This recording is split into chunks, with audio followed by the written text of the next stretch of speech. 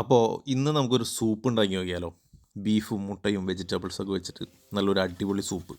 Beef ചെറുതായിട്ട് അരിഞ്ഞതിന് ശേഷം ഇതേപോലെ ഒരു ഷാലോ ഫ്രൈ ചെയ്തെടുക്കുക.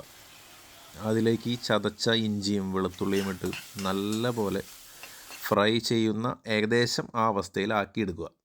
അതിനുശേഷം നമ്മുടെ ചെറുള്ളിയും ചോപ്പ് ചെയ്ത ക്യാരറ്റും ഇട്ട് നല്ല പോലെ വഴണ്ട് വന്നതിന് ശേഷം ആവശ്യമായ ഉപ്പും കുരുമുളക് പൊടിയും പിന്നെ വെള്ളവും ഒഴിച്ചു കൊടുക്കുക.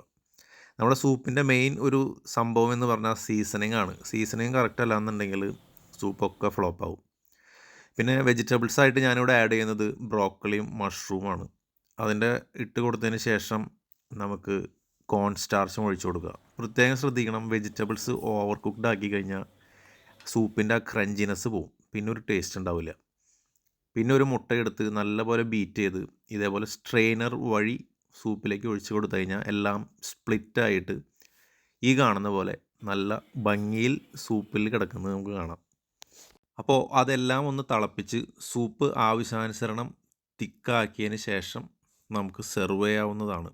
പ്രത്യേകം ശ്രദ്ധിക്കണം, നല്ല ചൂടോടുകൂടി വേണം സൂപ്പ് സെർവ് ചെയ്യാൻ. അപ്പോൾ ഞാനൊന്ന് ടേസ്റ്റ് ചെയ്യാൻ വേണ്ടി കുറച്ചെടുത്തു. അപ്പോൾ എപ്പോഴത്തും പോലെ നല്ല അടിപൊളി സൂപ്പ് ഞാൻ ഉണ്ടാക്കിക്കൊണ്ട് പറഞ്ഞതല്ല കേട്ടോ. പിന്നെ ഇന്ന് സൂപ്പ് ഉണ്ടാക്കാനൊരു കാരണം, വീട്ടിലൊരാൾക്ക് ഒരു പനി. അപ്പോൾ അങ്ങനെ പനിക്ക് വേണ്ടി ഉണ്ടാക്കിയ ഒരു സൂപ്പാണ് ഇത്. നമ്മുടെ നാട്ടിൽ സാധാരണ പനി വന്നു കഴിഞ്ഞാൽ ഇറച്ചിയും മുട്ടയും മീനൊന്നും കഴിക്കാൻ പാടില്ല എന്നാണ് പറയാം. പക്ഷേ ഞാൻ എൻ്റെ വീട്ടിലെല്ലാവർക്കും അത് കൊടുക്കാറുണ്ട്, ഞാനും കഴിക്കാറുണ്ട്. അപ്പോൾ അത്രേ ഉള്ളൂ. അടുത്ത വീഡിയോയിൽ കാണുന്നവരെ bye from less for food.